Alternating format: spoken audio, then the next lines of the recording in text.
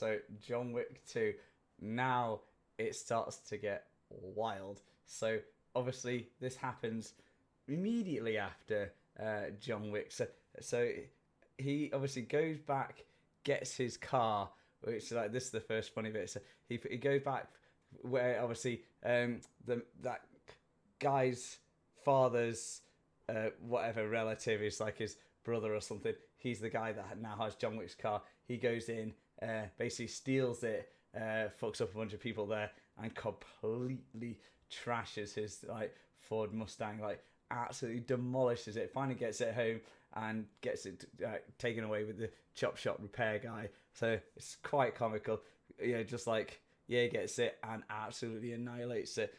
Then right, so this is where it gets good. So expand more on the lore. So he's at home and Santino, this guy, comes in with a new part of their like underground like stuff. So he's got this blood oath medallion where for John Wick to retire previously, he had to do this impossible task, and he got Santino to basically help him out, which made like this blood oath where he can call on John for any favor, and he is not allowed to refuse it to like basically complete the oath, and that's his favor return. So Santino comes into John's home, asks for him to basically kill his sister because she's got a seat at the high table, the crime organization, like the top dudes, and he wants that position. So in order for him to get there, she needs to die so he can replace it. So that's what he asks him for. John refuses, and Santino then's like, yeah, cool, okay, goes away, grenades John Wick's house, and fucking blows it all up, and John Wick's house is just like ruined. So then later, obviously, John Wick goes to the Continental because he's got no home now. He's got a new dog, and basically he then sort of talks to Winston, and it's like, two rules cannot be broken: the blood oath cannot be broken, and spilling blood on the Continental grounds cannot be broken. They're the two, things that cannot ever be broken. Otherwise, you're excommunicado in the sort of like their world. No commodities. So obviously, John Wick's like, okay, I have to do this blood oath thing. So he agrees.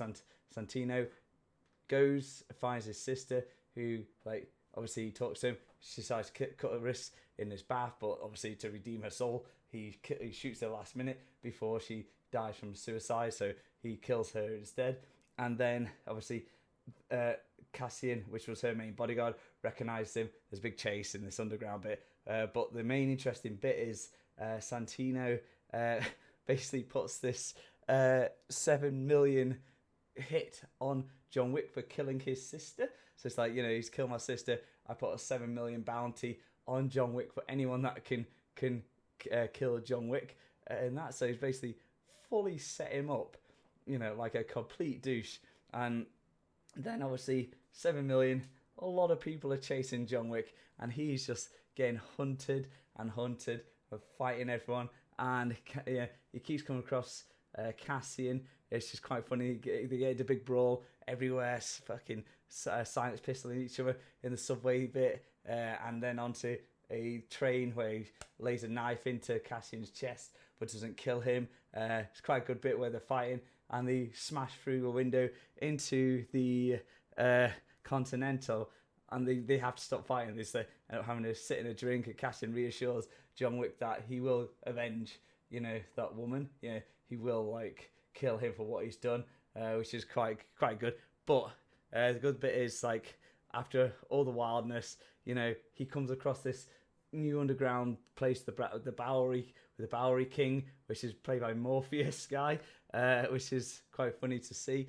Then obviously they gear him all out. They give him a gun with 7 bullets, just to basically help him out, sort his wounds out, and then obviously John Wick just gets back into it, slaying everyone, and then comes across Santino, who decides to stay in the Continental indefinitely, which is obviously to piss John Wick off because no blood could be spilled. But then John Wick's like, fuck this guy, and just boom, shoots him, pulls his gun out, rapid, and blasts him in the head. Again, Keanu Reeves in this film, epic to see start to finish.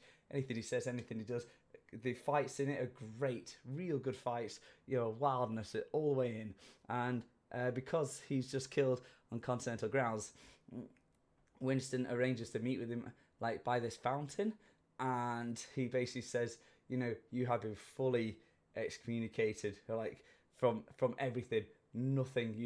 He is just like, you're now got a 40 million hit on your head that's available to everyone.